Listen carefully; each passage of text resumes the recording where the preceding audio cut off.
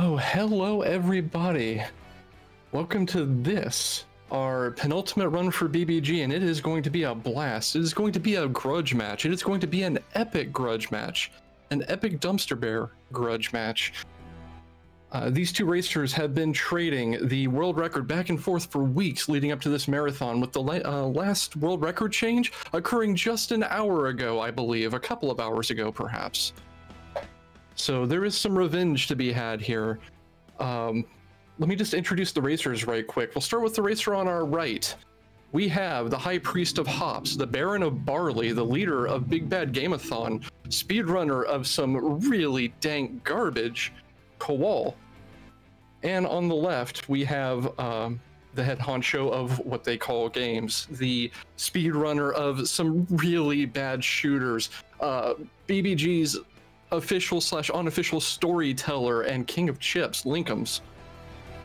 And this is going to be a really fast, high-paced race. I'm going to probably be talking the entire time, but you didn't come here just to hear me talking. You came here to hear me talking and watch them race. So I'm going to send our lovely host down to start the countdown, and we're going to get this rolling.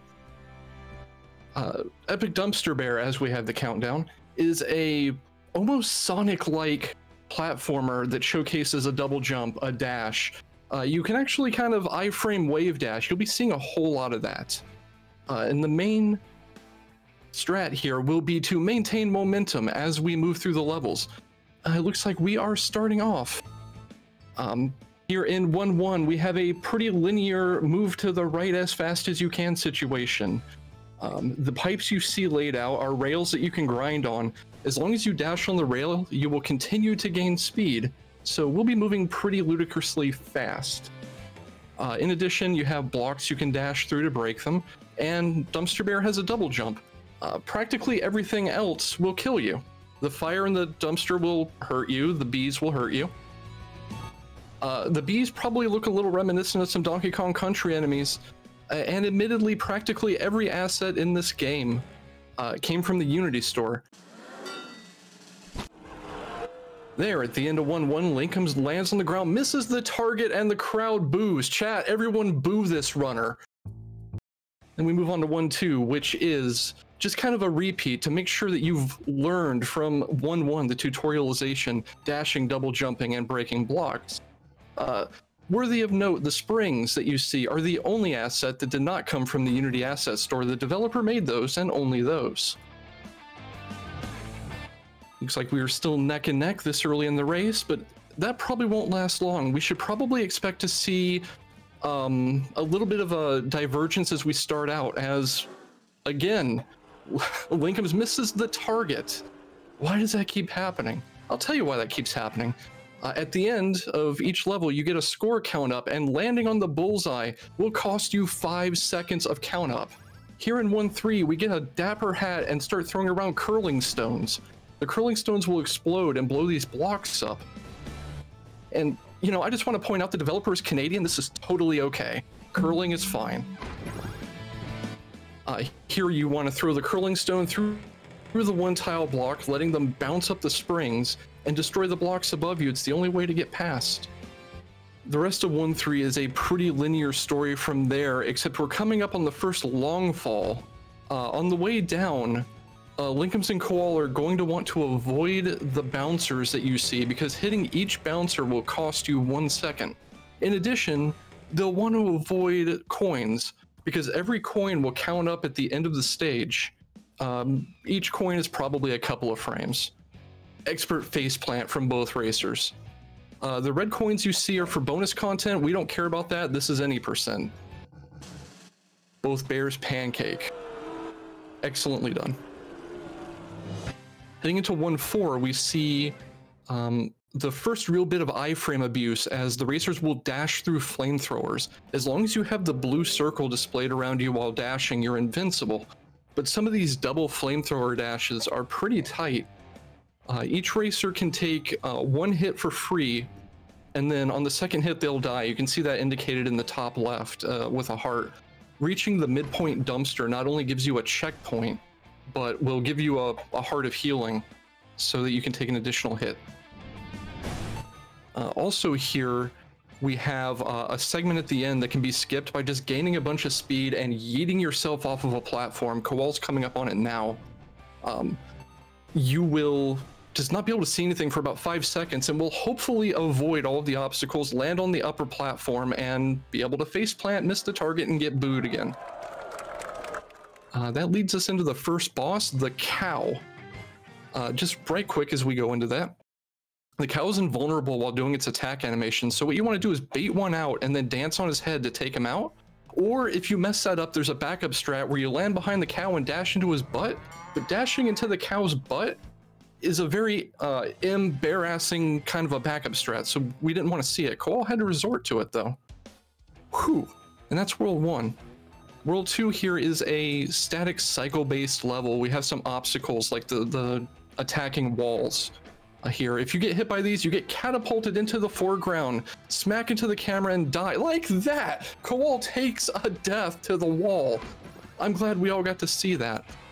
Anyway, if done optimally, you're stuck on a static level cycle where you can either get 43, 39, or 37 seconds. What we want to see here for par is 37. It used to be 43, but we just recently discovered movement tech to do 39 here consistently. And you'll be able to see at the end of the level on Linkums' screen as he clips out of bounds. Okay, so Linkums got a 43. Could have been faster, but that's good. Linkums is in the lead due to KowalLazy's death, but that probably won't stay that way forever. Here at the start of 2-2, Linkums heads to the left. It's a faster path. It is a shorter path, actually, just straight up shorter. And loops around, joins with the right path eventually, and then we move forward from there. The dumpster heart that Linkums picked up enables some additional damage boosting through the level as well. Looks like KowalLazy's about 30 seconds behind due to that death, maybe closer to 20. So, you know, give KowalLazy your energy. We want this to be a tight, close race. Or at least I do. It's more exciting for me. Level 2-3 introduces the bomb hat, which is a whole lot like the curling stone hat, except you throw bombs instead of curling stones. Who would have thought? These are harder to aim because they fly on an arc and explode as soon as they hit something, instead of just sliding around the ground and blowing up when they stop moving. But, you know, these racers are experts at throwing explosives by now. During this vertical climb, we're going to do some single wall jumps, and a little bit of a tricky thing here. Linkums hammers it. Do a single wall jump, turn around, throw a bomb, and move through the gap you just opened. It's a far tighter window than it looks. I tried to do it a few times and couldn't make it work. But then again, I'm bad at video games. The rest of the level is a straightforward shot to the end. Something you may have noticed is that every level seems to have this Super Mario Bros. 1 style stairway up to the drop. And the stairway is as important in Epic Dumpster Bear 2 as it is in Super Mario Bros. 1. Climbing that can cost you a lot of time if you do it incorrectly. 2-4 on Linkums' side introduces boost bubbles. And the way these work, they're big red orbs with the arrows on them like these. If you dash while making contact with them, you will be thrown in the direction of the arrow. No ifs, ands, or buts. All your movement and momentum is canceled, and you go in the direction the arrow indicates. Also worthy of note is the advent of saw blades. Saw blades are instant death, and we will be seeing a lot of them. They are one of the main obstacles in the race. KowalLazy finishes 2-3, so he's holding strong at about 20 seconds behind here. But we're moving into the second boss, which boss 1 was the cow. Boss 2 is going to be a pig. And the pig is a very similar concept as the cow, except what you need to do is drop behind the pig in a very tight window between the wall and the pig, and then while the pig is doing his attack animation, you can attack him from behind. Linkums hammers it perfectly. The pig is down. We got bacon. Very strong run out of Linkums so far. Meanwhile, KowalLazy is reaching the midpoint of 2-4. We'll get to see his attempt at the pig shortly. Linkums is moving on to 3-1, the data center. Fans here are instant death, just like the saw blades are. There's a couple of tight squeezes where the racers will wedge themselves in between a moving platform and a fan, and just a slight imprecision there will send you into a fan and murder you. We have another long fall here coming up, where Linkums is going to leave a gap from the right wall so that he has room to gain P speed while going forward. It lets him move faster. But let's watch KowalLazy's attempt at the pig boss. Does he get the very tight window? No, he takes a reattempt. It's faster to reattempt if you fail this because the pig will be invulnerable for about 10 seconds. So that was a very clean and quick recovery for KowalLazy. Meanwhile, Linkums is on 3-2. This is a very intense level.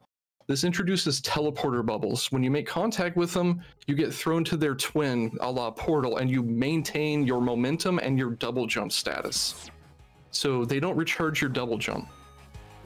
This here is one of the hardest jumps in the run, with that series of platforms that Linkums just passed. If you do a perfect double jump, you can just barely clip yourself up onto the platform. I don't believe it's dev intended. It's practically pixel perfect.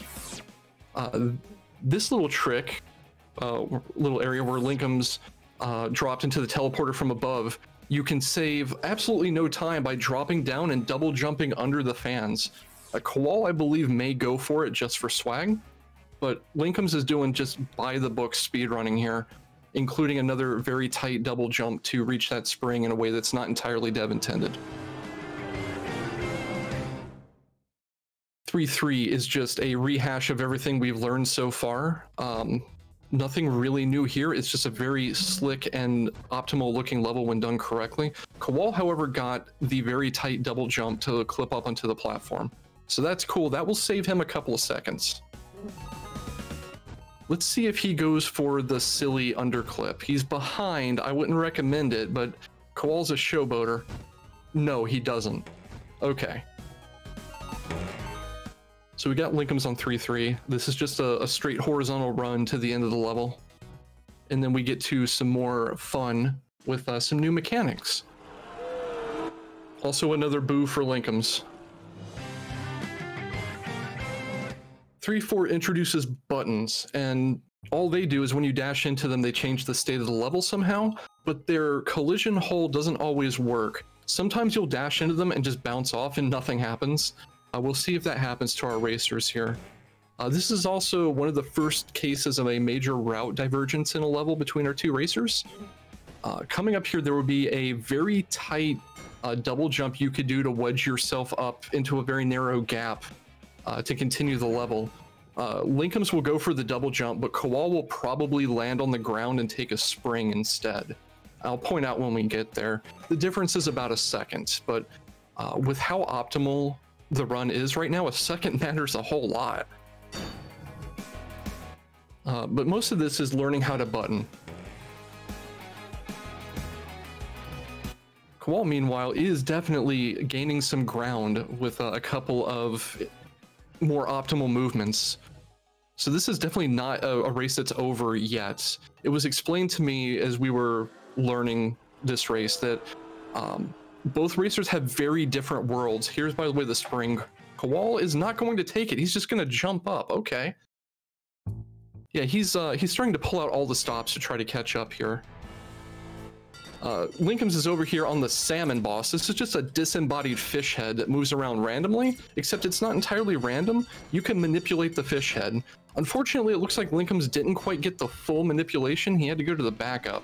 The way the manipulation works is you drop down and hug the left side of that chamber, and the fish should move to the left and stay there. However, if the fish does move back, there is a backup to the tune of about +4 seconds. Linkums had to take it. That does, however, keep him in the lead as he moves on to World 4-1. This is just a very mechanically intense level. There's a bunch of randomly bouncing barrels. We believe the barrels are the only source of randomness in the game, and it's not necessarily because they use an RNG. By the way, KowalLazy's on the fish head boss. He does not get the perfect manip either. Oh no. But the barrels, we don't think they're entirely random.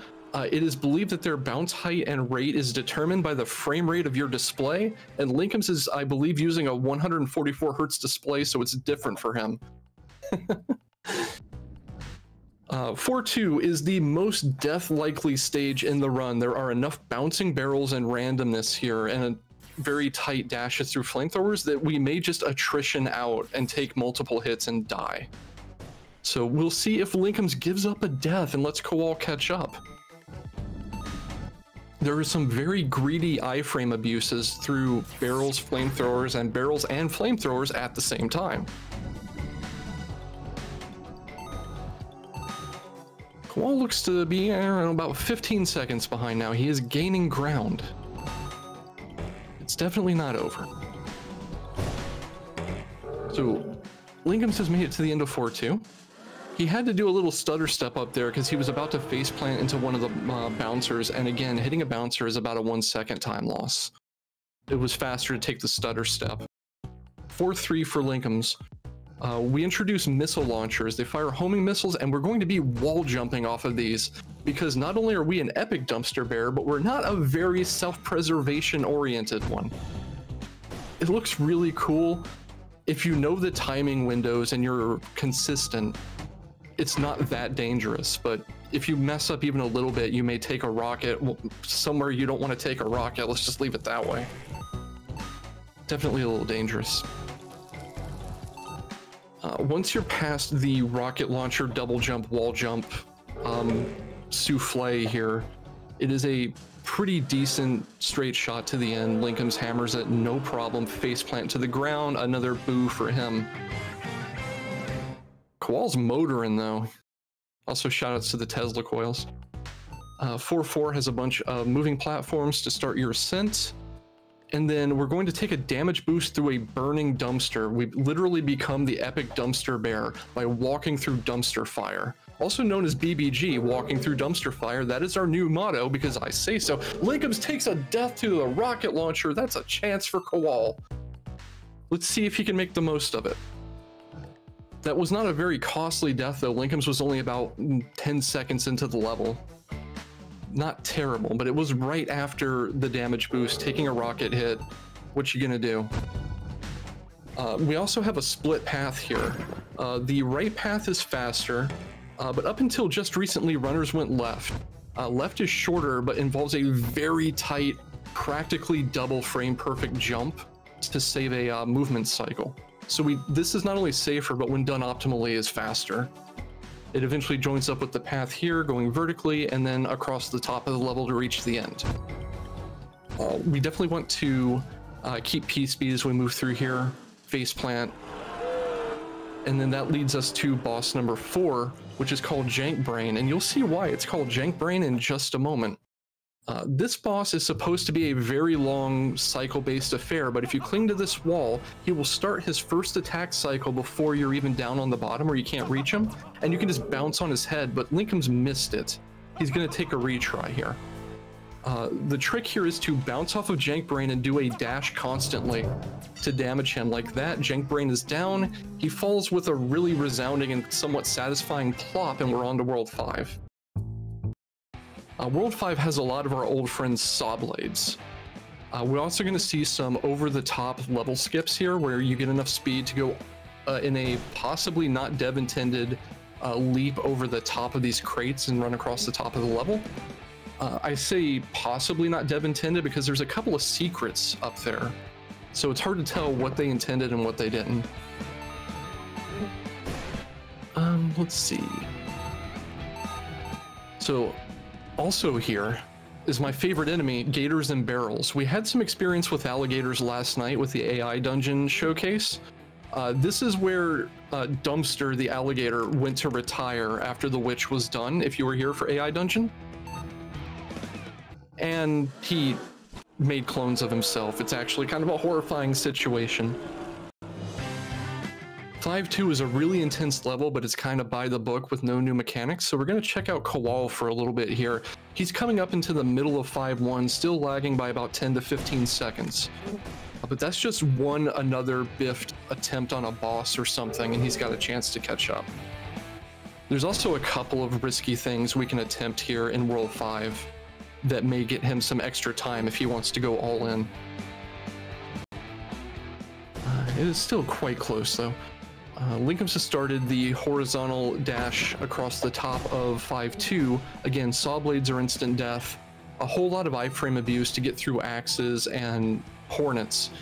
You can dash completely through the blade of an axe as long as it's moving toward you and your timing is like picture perfect, but not something you want to do unless you absolutely have to. Also, something to point out, we go by in-game time for Epic Dumpster Bear, and I do believe that Kowal is still using a spinning disc for his rig, so he may be ahead and we don't know for sure. We'll need to check the in-game time at the very end of the run. 5-3 for Linkums. There's a series of skips that we're able to commit here if we're able to get enough speed, but Linkums may not go for it. It's similar to the World 1 Yeet where you go off the top of the screen and just don't see anything for a while. But it's dangerous. There's a lot of stuff you fly over, and if you land incorrectly, you take a death. Kowal said he's going to go for it, and this may be where the lead changes if he does. So let's see how they both come out at the end of this level.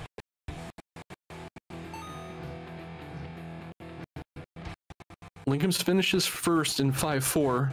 Kowal has a chance to catch up still. We're heading into the final boss, Dumpster Dad. This is a multi-stage boss of sorts, or multi-step quick kill, I should say, where... Oh, I'm sorry, no, we're not there yet. 5-4 first. I had no notes for this. 5-4 is just a grinder of enemies. We could still see a death here. Again, this is the final exam before the final boss. Another drop here. We want to avoid bumpers and coins because they cost time. But nothing super new in the way of mechanics. Like I said, this is just a final exam. I would put the split down to about 7 to 10 seconds at this point. It's all going to come down to Dumpster Dad, who is unsurprisingly Epic Dumpster Bear's father and a giant bear. Who would have thought? Yeah, this is it will be a multi-step quick kill, so I'll explain it a little bit now. What you're going to want to see from the racers is they're going to want to drop down and clip just very slightly to the left side of a platform, but not touch the platform, and this will put them in a position to do several dashing attacks against the boss before they go into an invulnerability cycle. You want to see 3 HP left on the bear at the end of this. Linkums got to 4, not 3, so that's a possibility to have an extra cycle. Now we pretty much have to fight the bear as intended, because he has these invuln cycles. For the final cycle, we can get a double hit, no other time. Linkums takes him down. That should be the end of time for him very shortly, and then we get to see his in-game time, which is what we're going to score the race on. He has a RTA of 21:05, in-game of 20:44. So it's all on Kowal to see what his in-game time is, but I think we're going to hand this to Linkums. Kowal's down to 3 HP on the bear, 1 hit. If he takes a hit, that's the end of this attempt. Bear goes down. Let's see what his IGT is. Intense. 20:54. Linkums takes it by 10 seconds. Very tight race, very well executed by both runners. Just 1 death early for Kowal left him behind the entire time, but otherwise, he had a wonderful run, and he made up a good chunk of the time he lost from that death. It wasn't in the cards. It looks like the racers are joining in with me right now, so I'm gonna let them pipe up if they want to chime in. Indeed, indeed. Yeah, let me make sure that Linkums can actually talk here. There we go. That'll be good enough for right now. Oh, Linkums, say hi. There you are. Hello. So that was a rough start. That was not so good for me. I'm going to let you two take it away for now because I am out of breath. I did not stop talking for 21 minutes. You got your practice for being an auctioneer down. You ready to rock and roll? Oh, yeah. I heard you wrote up a thesis to... I did. I wrote up like 20 pages for Poor Tristan to recite. It wasn't a script. It was just a whole lot of like random speed tech and tricks because this game changes every 30 seconds. So I guess I'll go first since I lost. The deaths early on were very crippling, and the one in 2-1 was especially damning because I was trying to get a little risky to do a new technique that we learned a couple days ago to beat an entire stage cycle. The obstacles are on a 4-second cycle, and I figured out a way to do it consistently. And when I died on that trick, I was like, okay, this isn't so bad because I get another bite at the apple. I can go back and do it again and show how this is supposed to work. And then I flubbed it a second time in a row, and I've been getting it like 9 out of 10 times. So I was just on tilt for the next like level and a half. And I don't know, man. I just, I played the video game. I don't remember what happened anymore. It was fun. I'm glad we got to show this off because this is a really fun speed game. But we're not done showing stuff off. That's an important note. That's true. That's true. Yeah. We have a couple things to show still. We have a couple things up our sleeves. Should we get to 5X? Let's do that. All right, before we get started on 5X, we're going to showcase two things real quick. This game has a whole bunch of cutscenes. The cutscenes are goofy as hell. And I should say, if Tristan hasn't already covered it yet, I'm not able, obviously, to listen to the commentary while we're racing, but this game is available on Steam. It's like $6. The developer is super cool, and the game's actually legitimately super fun. Yes, it's big bad game marathon, and we've got this game that does not look aesthetically like it is a winner, but it is actually outstandingly good, and people should buy this and play this game. It's actually fantastic. I've got like 80 hours on Steam on this game probably, and it's on PS4. Yeah. Nice. It's on PS4 as well. But in addition to that, there's a bunch of these bonus stages you have to unlock, or rather you get to unlock. And 5X is one of the ones we want to show off because it's tied to a fantastic cutscene, and I won't spoil it, but the stage is a nightmare to navigate. So we're both going to do this as a mini race. Linkums, you ready? Yep. All right, 3, 2, 1, hit it. I hope I don't die. I hope you don't die too, man. Hope you don't die. I appreciate that. But I have the game audio, so... I hope I don't die. I hope nobody dies who's watching the stream. Immortality for all. Yeah. I already botched the cool movement, so I'm going to settle for chump movement. Yeah, me too. But I didn't die. I didn't die either. We made it. So I'll just let the cutscene speak for itself.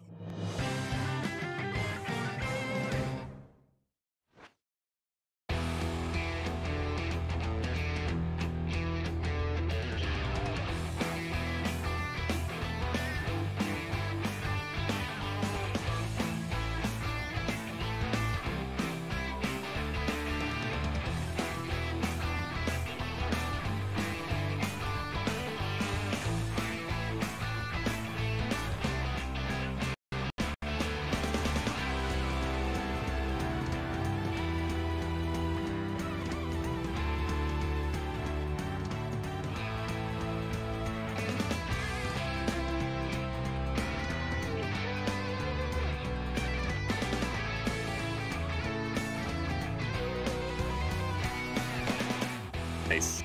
I lose it every time the synthesizer picks up while he's doing squats. It's too good. And then the other one we're going to do is the final secret bonus stage. This whole World 6 is actually bonus stages you can unlock by getting all the other bonus stage stuff done.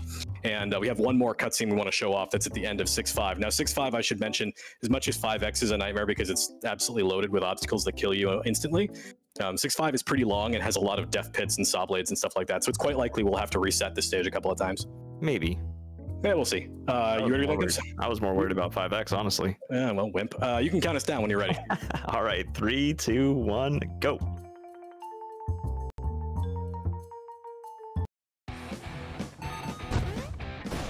Oh, I failed. Oh, Linkums, what have you done? I didn't die. I just failed.